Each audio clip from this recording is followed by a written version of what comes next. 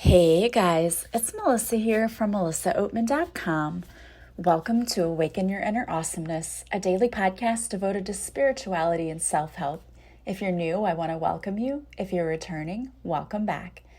So today I wanted to talk to you guys about finding the inner strength and the courage to start that new business, create that new project, to leave that toxic relationship. Whatever it is that you've been needing courage and strength to do the thing already, the thing that you've had this nudging in your heart that the universe has been gently guiding you to do, but you haven't done because you've been too afraid to do it. Yeah, that's what I'm talking about. And yeah, I might be calling you out, but I've also been in your same shoes. I've been where you stand right now. I've been nudged to do things and I ignored the universe. And what I can tell you, sitting where I sit now, is that anytime you ignore the universe doesn't stop nudging you. It just becomes, instead of gentle nudges, like slaps on the back and ripping the carpet out from under your feet to get your attention. So there may be some things in your life that you know you need to do. And this can range from anything. Again, it could be something that you need courage for, like starting a business or leaving a toxic relationship. It could be something that you just need some motivation for, like writing that book or maybe creating that project that you were working on. Whatever it is, we all have different things that we are sent here to do, and we all have different missions. What we all have in common, though, is that we sometimes allow the grind of daily life to distract us, or we allow those pesky limiting beliefs to come in and tell us that we're not really capable or deserving of doing or having the things that we want. Or we also lack the courage. And really, fear, that's just our ego. Our ego being a complete jerk, telling us that if we try it, we're going to fail. When the truth is, there really isn't a thing as failing. Failing again means first attempt in learning. So all it really means is it didn't work that way. How about if I try it a new way? And we've all been there. Trust me. There have been lots of things that I attempted, and the first time it didn't work. So I had to take it and retweak it. And then the second time it did work. So what does that tell us? It tells us that mistakes are actually pretty valuable because they're teaching us lessons. So if you try to do this big thing you've been thinking about doing and you don't succeed at first, what's the saying? Yeah, I didn't have to remind you, right? Try again. Well, there's some truth in that. The universe is not putting this on your heart for you to just ignore it. So I wanted to talk to you today about what to do when you know that you're feeling this nudge.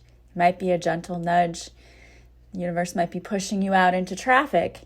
But whenever you're feeling this pull from the universe to do whatever the thing is that you're supposed to be doing, but you keep ignoring it, how do you find the courage and the strength to move past all those limiting beliefs, all the fears, all the doubts, all the worries, to actually take some action towards your goals? And I'm going to talk to you about me because it's my podcast and I can do whatever I want. I'm kidding. I'm going to talk to you about my own story because I think that you can probably learn some things here. I felt this nudge that I was supposed to start this program for kids, this Mindfulness Matters program. And my first initial thought about it was I didn't know where it was going to go or what I was going to do with it. I just knew I was supposed to do it. I can't tell you any other thing except that I just kept getting these ideas. Mostly it was when I would lay down and try to go to sleep at night. And that to me is when I know something is truly from the divine, because for some reason, my guides and anyone who's working with me, they tend to want to give me ideas when I'm trying to go to sleep. I guess that's when I'm the most receptive. It's really annoying. And if they're listening to me right now, you can give me my ideas during the day or at some time when I have time to write them down. It doesn't have to be at 2 o'clock in the morning when I'm trying to go to sleep. Just kidding. But you get the idea. When I lay down and my mind can't stop, I know it's something that I'm supposed to be paying attention to. Or I wake up from a dream, I'm like, wow, that was just a vivid dream. I really need to write that down. It's because that I know these ideas were being divinely planted within me. So I had this idea that really what do kids need? They need more mindfulness practice because kids have been so exposed to trauma. And most people, when they think, oh, well, my child hasn't been exposed to trauma because they have had a normal childhood. You can be a really good parent and your child can still be exposed to trauma. And for me personally, I believe that living through a pandemic and also a presidency in which the country is super divided, that is traumatic. That's trauma. So I believe that all kids are really affected by trauma these days because of what they're seeing happening in the world around us. And the more I started reading about this and with what was happening with my own kids, I was realizing, you know what? We have to do something because I was seeing it in my classroom, behaviors just being out of control. And I knew there had to be a reason. So the more I started doing some research on trauma and children and behavior and learning, it's all connected, right? It's so connected. When children are exposed to trauma, it changes the way their brain functions. So that changes the way they behave to stimulus. And so it causes overreactions in the classroom. And it also is making it harder for them to learn.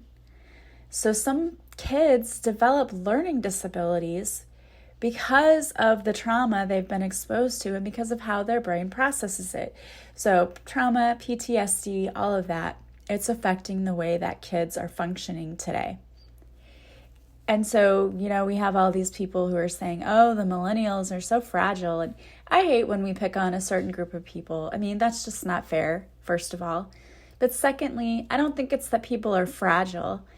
I think it's that they've been raised differently and been exposed to different things and have had to deal with things that other generations haven't. And yes, you could say that throughout history, there have been other generations who've had to go through wars and same thing, they've been exposed to trauma. So I knew I had this idea that I had to do something with. And at first I didn't know what to do with it, so I just started creating it, I thought, okay, I'm going to create this. We'll just see where this goes. And then I got the idea, you need to talk to the school about it. You need to contact someone at the school. So I was talking to someone from the school that I used to work with, and she loved it and really wanted to try to start implementing this, and it was so exciting. Well, then I ended up getting a different job. So I was still hearing, you need to do this through the schools. This is still a school thing. So I went to my new school and I talked to them about it, and the principal was excited, but then basically passed me off to somebody else.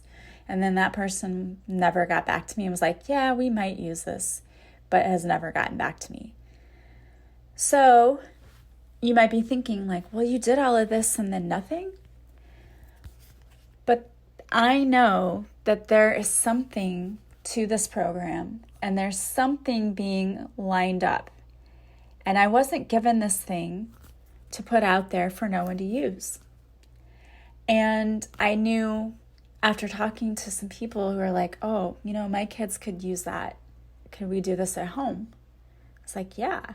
Someone said, you need to just self-publish. So I thought, oh, okay. Yeah, because they can make it available to anyone. So it's taken on different forms, It's like that first attempt in learning. Okay, it didn't work this way. Let's try it that way. But I didn't scrap the idea or kill it because I know that there's a reason the universe gave me that idea. And in the same way, whatever it is that you're feeling a gentle nudge to do, or maybe a not so gentle nudge, the universe is placing this in your heart for a reason. For some people, it's getting the courage to leave a relationship, and it could be a family relationship or it could be a romantic relationship where they know their boundaries are constantly being crossed and they know they're being made to feel less than what they deserve. And I've been there too. My first marriage, I left that marriage with the lowest self-esteem you could possibly have. And I didn't know if I would ever recover from that, to be quite honest with you. And if you read my book, Beautifully Broken, I talk all about how there were days that I didn't even want to wake up. And that's a horrible feeling. And I just sort of went into this mode where I felt like a zombie. And my family said, you were like a zombie. You were there, but you were not there. And I felt that way. I felt disconnected from my body.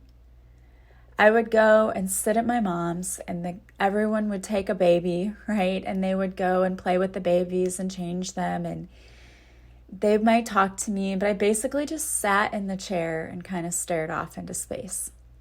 I remember doing that. Not laughing and having fun like everyone else was, but just being there. Like I'm just here. And I realized, and I talk about this in my book in detail, that I disassociated myself because when my ex would call me names or make me feel bad about myself, if I didn't feel anything, then I couldn't feel the insults and the whatevers. But the problem with doing that is I also missed out on all of the good stuff too. And I never thought that I could walk away from that.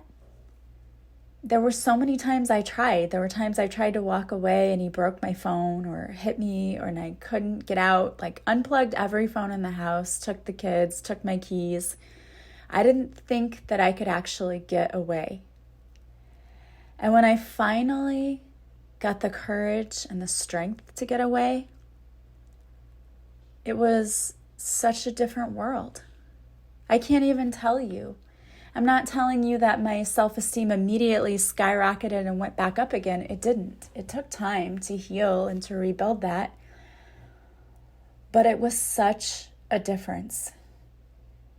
It was so nice to be in my own home and to not feel like somebody else had control of everything I did. Or that one little thing that somebody said could make me crumble. Once I learned, and it didn't happen right after I left my husband. It took a few years because he still tried to manipulate me and use the kids to keep control. But once I really got it through my head that you don't need this BS anymore, like you owe him nothing, not a thing. And once I finally got that through my head, it didn't matter what he said anymore because I didn't care. I didn't care. And that's when I could start working on myself. So if you're in a situation where you're in a toxic relationship and the universe is telling you, look, you got to get away. It might not be easy, but you can do it. You can absolutely do it. So whatever it is, whether it's leaving that, maybe it's writing a book, maybe it's starting your own business, maybe it's changing careers, going back to school, whatever this urge is that you have, that the universe is giving you signs and saying, you've got to do this.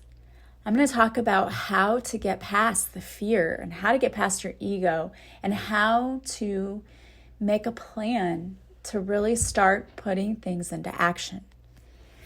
So the very, very first thing that you have to do is you have to work on your self-esteem because you have to believe in yourself.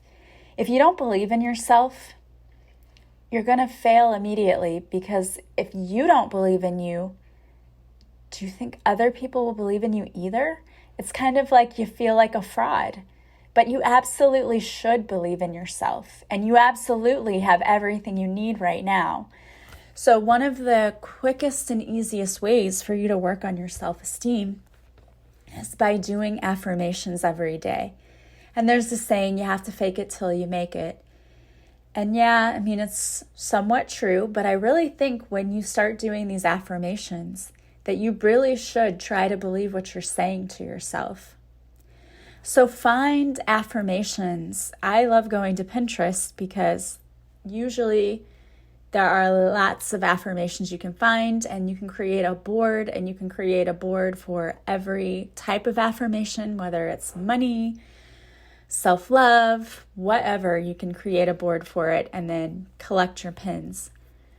But I think one of the things you need to do is to really believe in yourself. And so start saying things like, everything is possible for me right now. What I want is already here or on its way to me. I am ready for a loving and healthy relationship. I show up in my life fully and completely.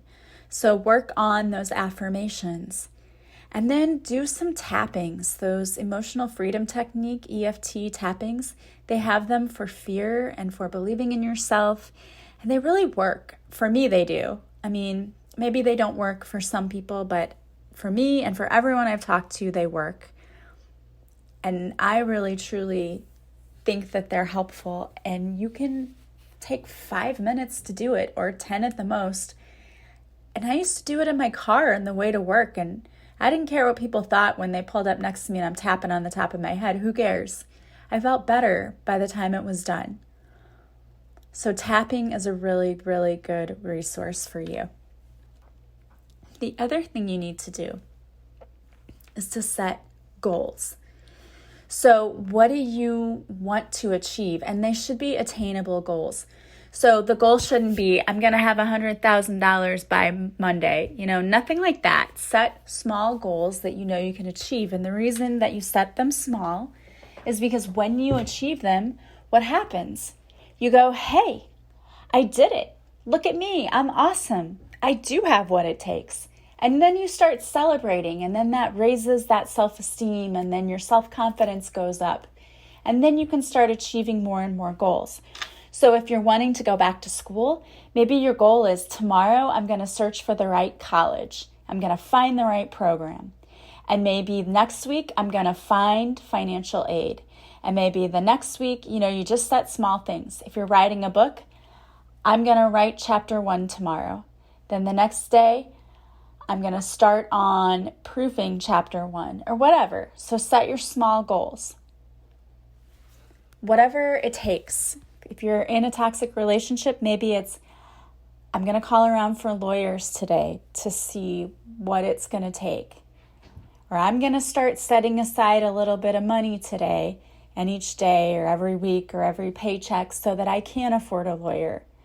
Set attainable goals. And then surround yourself with people who are like cheerleaders for you. You need to be around positive people who lift you up. Because if you have a goal and you come to your family member or your friend and you're like, hey, I have this idea, and you tell them and they're like, that's stupid. Like, are you really going to stick with your goal? No, you're going to shrink back and not want to do it. So surround yourself with positive people. And you don't have to tell them everything you're doing.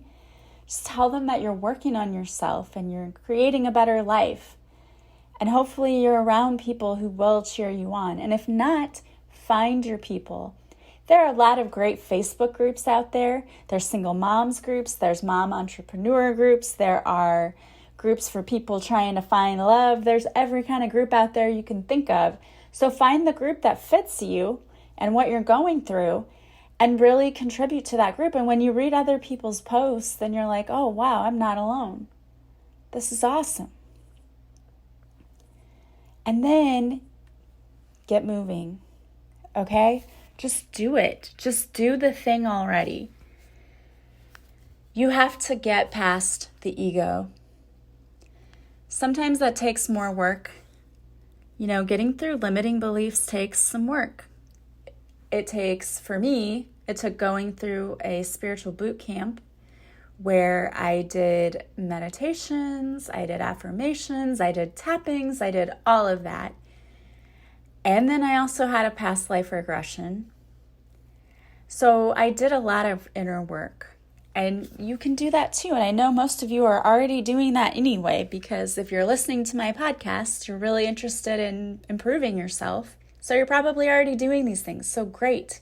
Keep doing it. Maybe it's worth having a coaching session or doing a past life regression, because sometimes these limiting beliefs are things we carry with us from generation to generation, from lifetime to lifetime. And it makes sense. It makes sense that we go through the problems we do because we're like, oh, yeah, I did that in the last life. I never worked on that. So it's a good thing because it can sometimes bring up things we need to fix. And I think that doing meditations and tappings to get rid of limiting beliefs are great. So one thing you might have to do is identify where you have your limiting beliefs. And if you're like, oh my gosh, this is so much work. Well, I did all of this work for you. I created my self-love course, the You Are Lovable course, and it's all about how to build your self-esteem and self-love, and it's still available on my website. You can go and purchase it today and start working on it. Or you can also purchase my Love Your Life course, which used to be a purposeful pilgrimage. But it's the same kind of thing. It helps you to get rid of the limiting beliefs. It helps you to build your self-esteem and self-confidence. Both of those courses are still available on my website, and they are self-guided, so you can do them as fast or as slow as you want. And I've had some people who do the program and then they do it again. And that's great. Whatever you need. Sometimes it takes more time to heal those deep wounds. And that's okay. There's no time limit. Your dreams do not expire. So do the work on yourself. Get rid of the limiting beliefs. But first you have to figure out what they are. If you have limiting beliefs surrounding money, like you think you have to work hard for money or money is hard to come by, you've got to take care of that. And you can do that through affirmations, through meditations, through tappings, all of those things. And I would highly, highly suggest starting your morning with prayer, affirmations, and a meditation. That really, really does help. So once you've identified all of that, once you've worked on yourself, then it's time to get moving. And this is where it can be exciting and I know a little scary, but you have to remember that if you're willing to do your part, the universe is willing to meet you. The universe is willing to meet you halfway and to work on things behind the scenes on your behalf. You have to have faith and you have to believe, and you can do it. You can call on certain angels to come in and help you. Archangel Ariel is really good about coming in to get rid of blockages. So if you're having money blockages, you can call on Archangel Ariel. Or any kind of limiting belief, really, Archangel Ariel is the one I would call on and work with. You can also call on Archangel Azrael to transmute any of those fear-based thought patterns that you have and help you to turn them into positive thinking. But remember, minding your mind is so important, because once we let that negative thought process start, it's hard to stop and reverse, but you can do it. So it's easier if you actually pay attention to what you're thinking and try to control that a little better. We can call on Archangel Michael to give us courage to take that first step. And for protection, if you're in a toxic relationship and you feel scared, call on Archangel Michael to protect you. There are so many things we can do. Archangel Uriel can help us to heal the deep inner wounding that we feel from childhood. And really, when we go and do all of these things, honestly, it really does trigger healing. You may not realize that, but when you decide that, hey, I'm going to change careers and I'm going to go and do all of this, it triggers the inner wounding that you have. And you end up healing it because you have to heal it in order to find the strength and the courage to actually go for your dreams. And it's really kind of an awesome process. You may not feel like it when you're going through it, because as people tell me, like, well, I'm going through the dark night of the soul, it feels horrible. I get that. But on the other side, it's going to feel great because you'll realize, wow, not only did I heal myself, I'm healing future generations of my family. I'm healing old DNA from my family.